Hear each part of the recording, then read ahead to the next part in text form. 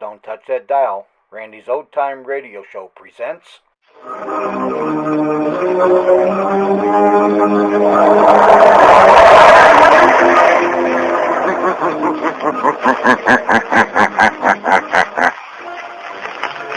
shadow knows.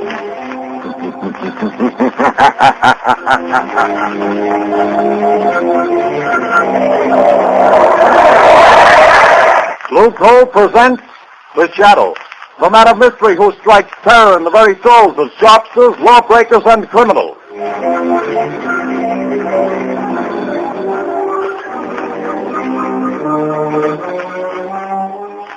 Friends, there's no longer any need for you to rely on guesswork when it comes to buying fuel. Now you can get the best fuel for home use, and know it at a glance, too. For Blue Coal, the finest of Pennsylvania hard coal, is colored a harmless blue at the mines for your protection, so that you can identify it instantly. To be sure that the fuel you buy is a safe, healthy, economical fuel, get America's finest anthracite. Ask for Blue Coal by name. Order your supply tomorrow.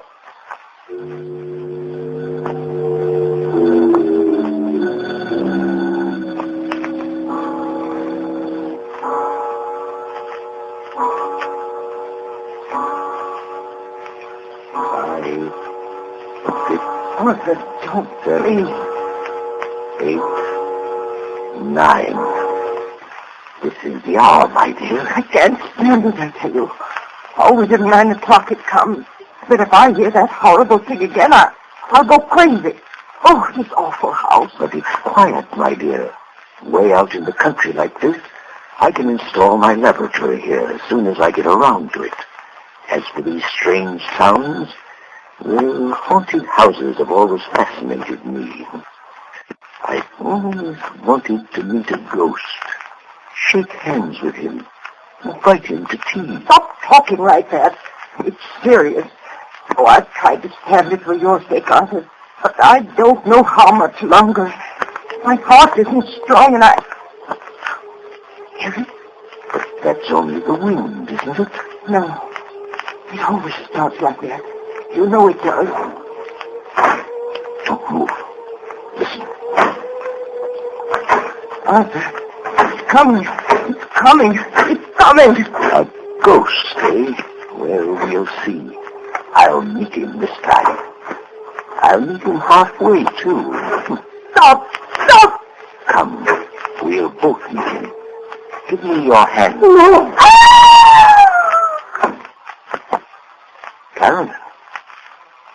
Carolyn, it stopped. Can't you hear me? Goodness me.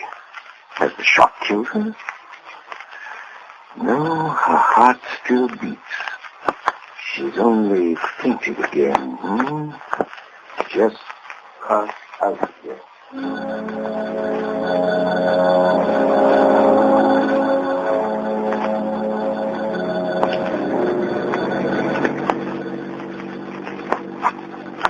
Turn the next corner, Lamont. It's that big house set on this hill. May I ask, Margot, the reason for this late call on Carolyn Sneed? I'd like to know what's the matter with the poor woman. I got an awful shock when I saw her in town last week. She looks positively haggard. I never saw such a change come over a person. Married life may not agree with her. She was a spinster for close to 40 years, wasn't she? I know, but I think she was foolish. Carolyn has nearly $1 million in her own name. She didn't have to marry. Yes, but right now I'm not the shadow. Remember, I'm just your patient chauffeur, darling. Lamont Cranston, in need of a rest from my famous mystery man role. That last adventure took a lot out of me, you know. Well, a marriage problem is harder. Seriously, though. Nobody knows anything about this man she married. He came into town 6 months ago, met Carolyn in some accidental manner at the county fair, and proceeded to rush her off her feet. I've met him only once, but I don't like his look. Something sinister, I gather. Hence the shadow idea. Well, who is he anyway? Professor Arthur Sneed, I believe he calls himself. He has a small office in town where he's supposed to be working on inventions or something. Well, here we are. Usually pretty level-headed, Margot, but Don't let your aversion for this man we're seeing be too apparent.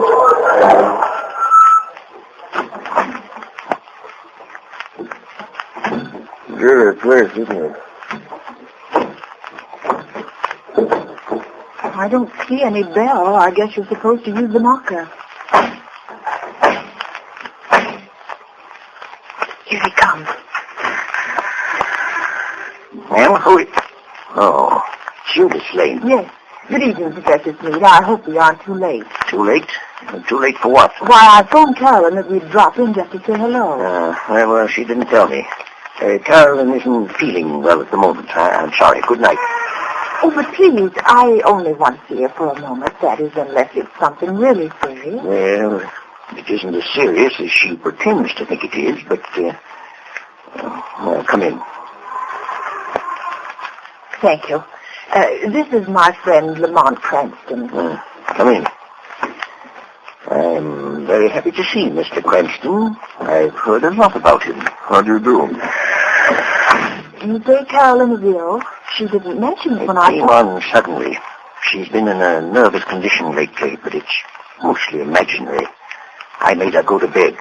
Well, would it be all right if I saw it? I suppose so. Go on up if you like. Well, thanks. I'll only be a few minutes, Lamont. What seems to be the trouble with your wife, Professor Smead? Oh, she's run down, I guess. Frightfully nervous. She has some absurd notion that this place is, haunted. Haunted? It's only the wind, of course, and the creaking of an old house. Ghosts. She keeps talking about ghosts. And I can't persuade her that there are no such things. Of course, old houses have a habit of getting themselves haunted, Professor. As for myself, I'm not so sure there are such things as ghosts. But surely, Mr. Cranston... Oh, not the conventional sort, perhaps, but... I mean people's spirits. Souls, whatever you want to call them. Haunting the places where they've been unhappy. Very interesting, I'm sure. But a lot of tosh. I put no stock in it. No? I'm just noticing that rather rare book on the table, Professor. Neuroses of Death. What? If you're interested in that, I'm sure you must be interested in ghosts. I understand its morbid analysis of the factors of violent death are quite interesting. What do you know about it? Oh, I read all sorts of things, Professor. Professor Smead. Oh, yes, Miss Lane? Carolyn wants her sedative. Oh, yes. I'll go up and give it to her. Did you find her comfortable, Miss Lane? I think Carolyn is seriously ill. Yes, but more nerves than anything. Excuse me just a moment, won't you? Lamont, there's something wrong here. I was afraid there was. I don't know what it is, but it's something terrible. What's the matter with Carolyn? Well, she hardly recognized me, and she talks like one in a trance, as though she were in the grip of some deadly fear. When I suggested sending the doctor over, she shook her head, but I'm going to just the same. I can't help feeling it's that man, her husband. He isn't very pleasant, is he? His skin has an odd pallor. You see it on men who've spent some time in prison. And many little traits of his behavior that interest me as a psychologist. A remarkable man. You don't know. I don't know. But I think we'll investigate this more or less formally, Margot. I'll visit the professor tomorrow at his office in town. If there are ghosts involved here, perhaps the shadow can bring them to light.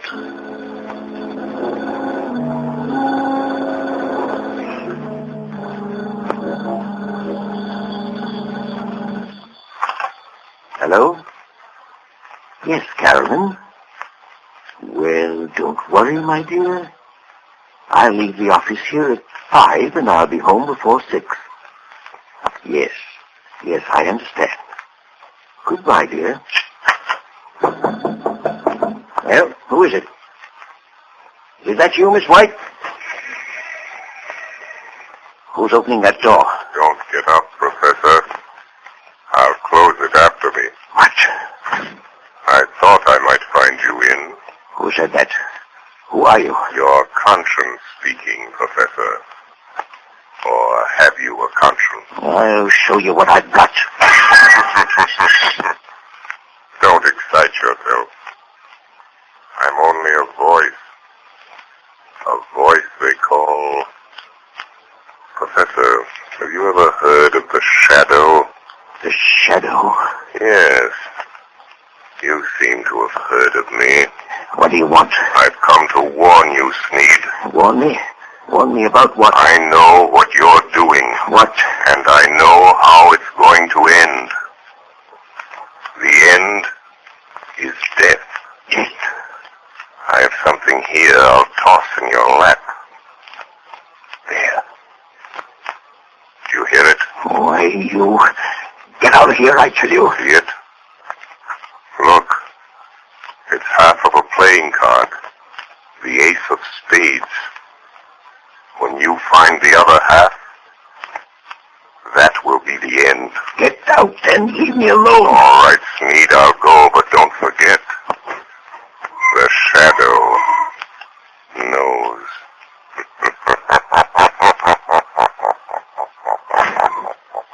Trying to frighten me with his tricks. Oh, coming back, are you? Oh, it's you, Miss White. There are two gentlemen here to see you, Professor Sneed. Two gentlemen? I'm not expecting... I guess you may remember us, Professor Sneed. Spike. Your old friend Spike Collins and Mr. Wilson here. Yes, of course. Please take those circulars on your desk, Miss White, and mail them at the post office right away. Yes, sir. Lock that door, right? Okay. And what are you staring at, Sneed? We ain't ghosts. I thought you two were doing a stretch at Leavenworth. Yeah, we were. We framed a getaway. And now we come to see an old pal. Well, now listen, Spike. I'd help you if I could. Nuts. We've been watching you and we know your game. We ain't got no time to stall. This old dame you married has got plenty I of... don't know what you're driving at. You'll know if we squawk about that dame you married out in Idaho that croaked without anybody knowing what was the matter with her. Cards on the table, Steve. Is this one signed our money over to you? Yes. She fixed her will in my favor. Well, what are you doing to get it? Well, she has a weak heart, and... I know. Playing ghost and scaring her to death, eh? That's too slow, Sneed. I got a better scheme. We break into the house, stage a burglary, see? In a scuffle, the old dame gets shot, dead. It's quick. No, you can't do that. Now, you'll see.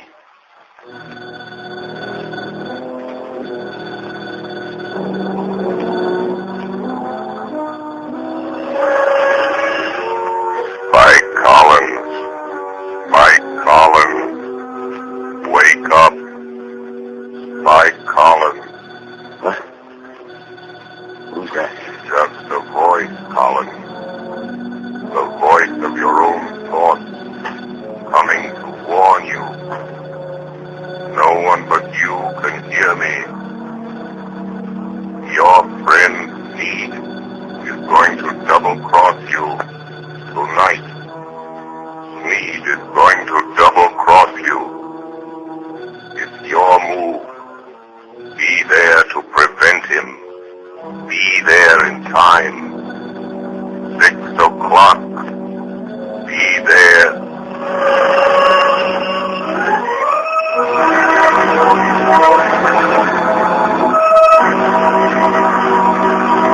The shadow will return in just a few moments.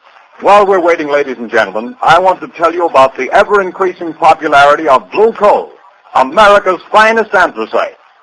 Blue coal is winning new friends every day among New England housewives. They not only like the superior heat of blue coal, but they find that it simplifies housekeeping. This is because blue coal is so clean. It burns completely and does not send any particles of unburned carbon through the house to be deposited on furniture or woodwork. The drudgery of daily cleaning is reduced to a minimum with this clean fuel. Blue coal is the largest single brand of solid fuel prepared especially for home use. Each car is laboratory tested at the mines for purity and size before shipment. Blue coal is Pennsylvania's finest anthracite. So that you can personally identify this excellent fuel, it is actually colored blue at the mines. Order it by name. You will find the name of your nearest blue coal dealer listed in the Where to Buy It section of your classified telephone directory under the name Blue Coal.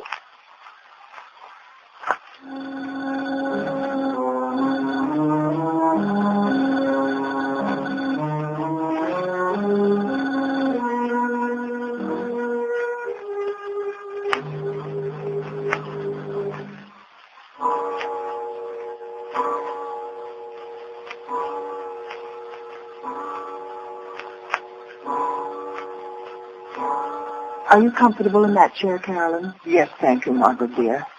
And I do appreciate your coming out here and staying with me. I'm glad to do it. But it's 6 o'clock. Your husband ought to be coming home pretty soon, shouldn't he? He phoned just before you got here and said he was starting. He seemed very agitated. Oh, he's a strange, unaccountable man sometimes. There are things about him I don't seem to understand. Yes, I know, dear. He has the car, I suppose? Yes, he's driving. He's probably on his way now. I've got to think of something. I know. We leave town. You're driving rather recklessly, Smead. You again. I'm going to haunt you. Try to forget that I'm here in the rear seat.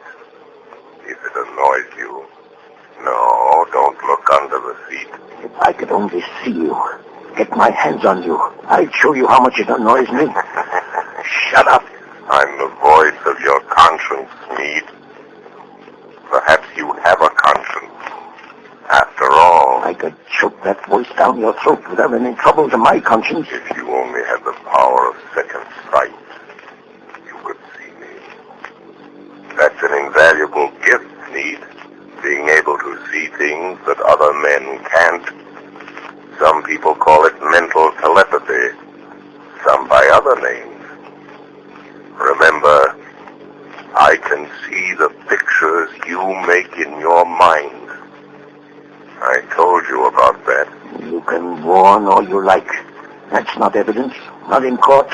A lot of wild guesses that don't mean anything. Well, doesn't it frighten you a little, Smead? I simply will you not to see me, and you don't. Careful. There's a truck coming down the road. Better sound your horn. But Lord, the fool's taking up the whole road. Going to hit you. Look out! It's gone. There wasn't any truck there. No. I willed you to see it. And you saw it. No truck at all. Just hypnotism. Gosh, I'm having hallucinations. But that's the way to dispel hallucinations. Drive straight through them. Be careful. We're near your house.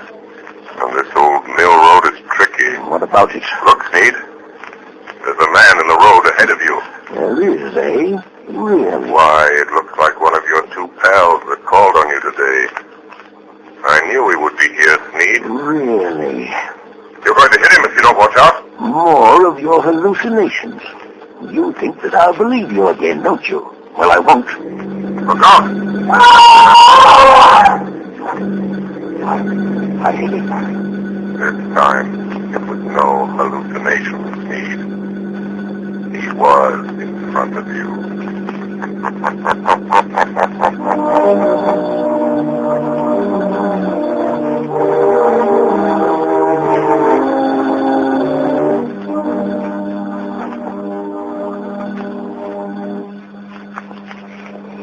Morning, papers! Morning, papers! It's convict Spike Cullen found dead last night on the old mill road. Spike Cullen wanted by the police all day. Yes, son. I'll take one. Yes, sir. What's all about it, Mom?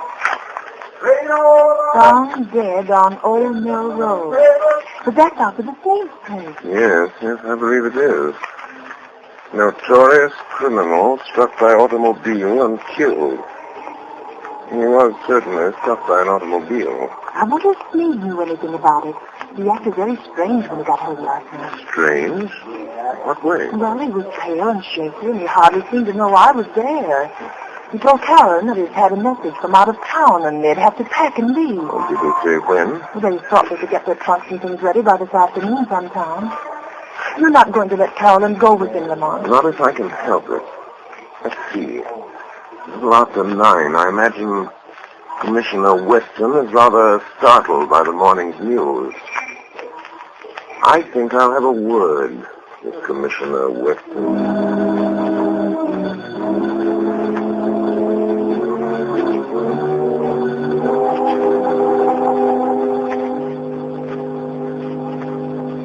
Commissioner Weston, they're sending Collins' body into the morgue. You went out there this morning and checked all details, Captain? Yes, sir, I did. And whoever hit him certainly smashed him up good. His face was all out of shape and couldn't recognize him. But we found these in his pocket. Now, let's see. A letter from his girl out west, looks like. Insurance policy. Library card of Leavenworth Penitentiary. And this ring, sir, that Collins always wore, with the figure 8 on it. Oh, yes. Well, it's a good job done, whoever did it. Tag that stuff and file it. Yes, sir. Let me know when the wagon gets here. Yes, sir. Police Department, Commissioner Weston speaking. Good morning, Commissioner. This is your good friend, the Shadow. Oh, yeah? Well, what the blazes do you want? To be of a little assistance, as usual. Yes, I see. I'm getting tired of this rigmarole, though heaven knows things happen when you phone. And what's the assistance today? Why didn't you investigate the ghost that haunts Sneed House, Commissioner, on the old Mill Road? Well, you missed up on that one, Mr. Shadow. I don't put much stock in ghosts, but we went out there and checked up, searched the house. There's no evidence. No? Go again today, Commissioner. And this time, I think you'll get your evidence.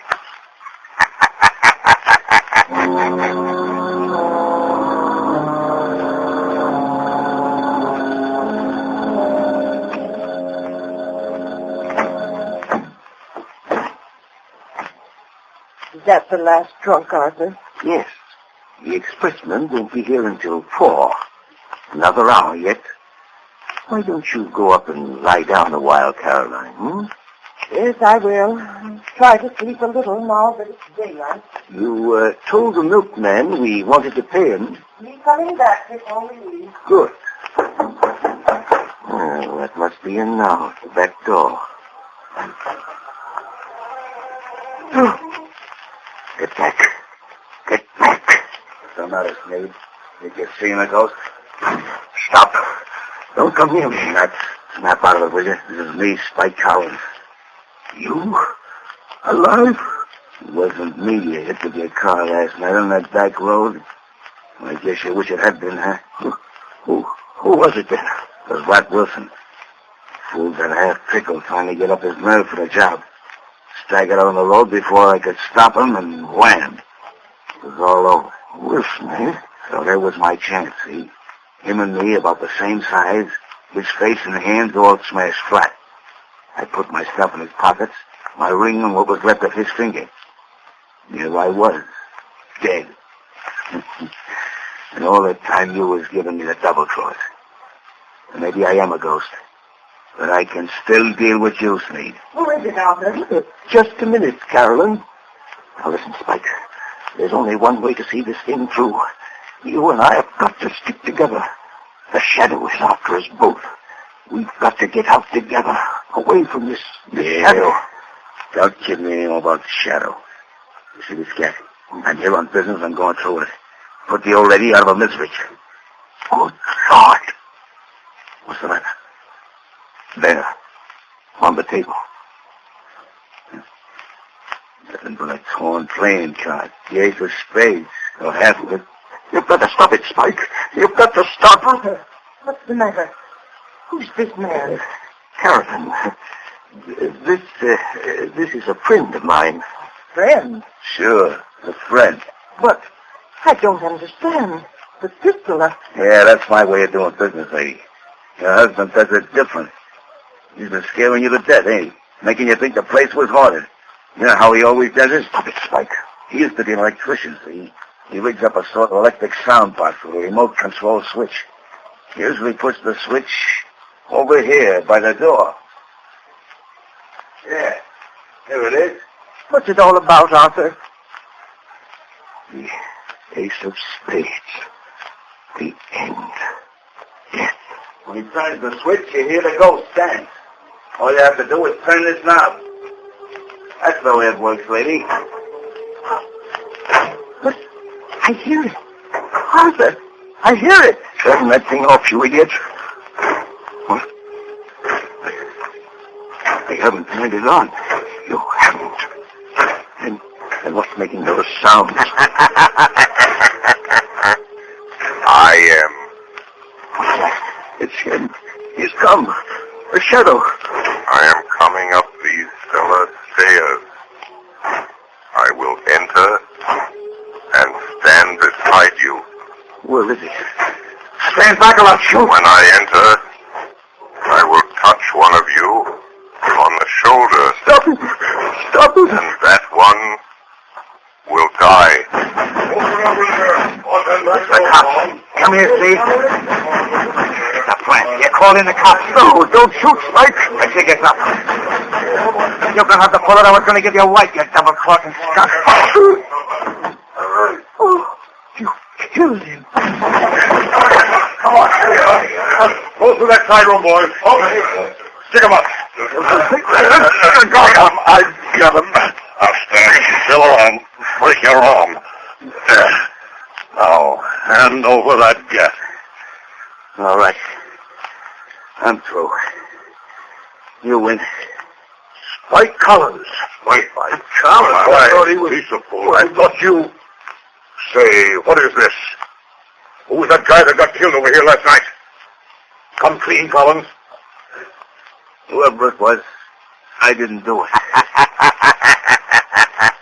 Who's that? Where are you? Don't be alarmed. I am here behind you, in the shadow. Oh. So you're here, Shadow, eh? Maybe you know who got killed here last night. The man killed last night, Commissioner, is a ghost. Oh, yeah? There are now 2 ghosts in this little adventure. Mr. Collins will probably make the 3rd. You really should believe in ghosts now, Commissioner. And in shadows.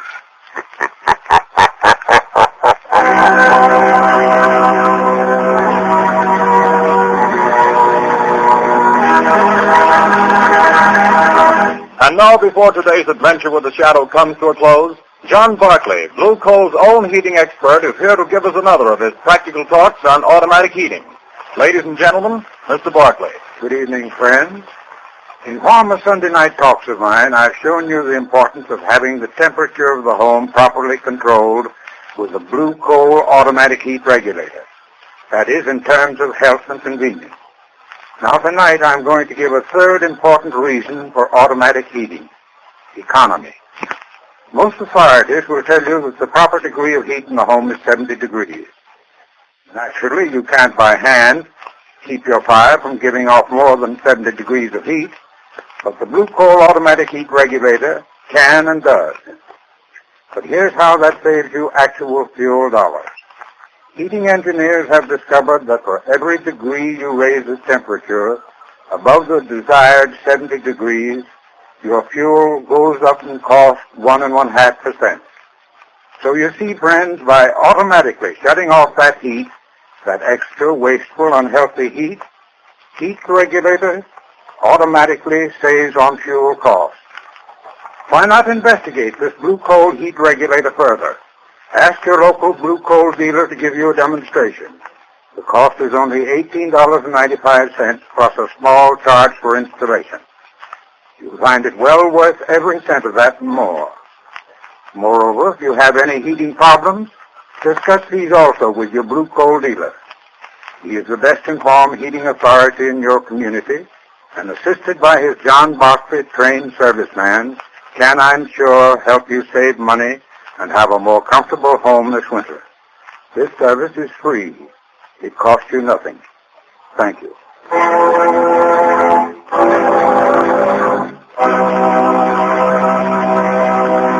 The Shadow Adventure you have just heard is copyrighted by the Shadow Magazine. The characters in the story are entirely fictitious. Any similarity to persons living or dead is purely coincidental.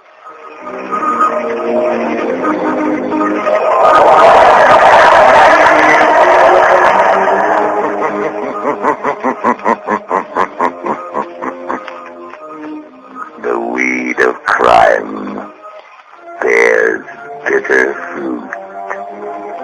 Crime does not pay. The Shadow knows.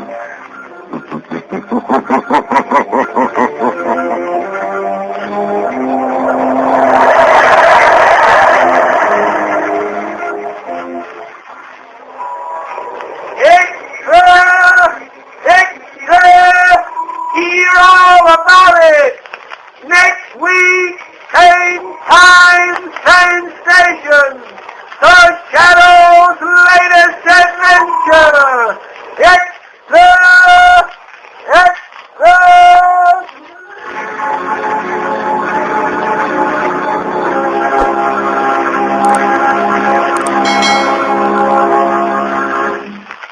Your announcer, Arthur Whiteside.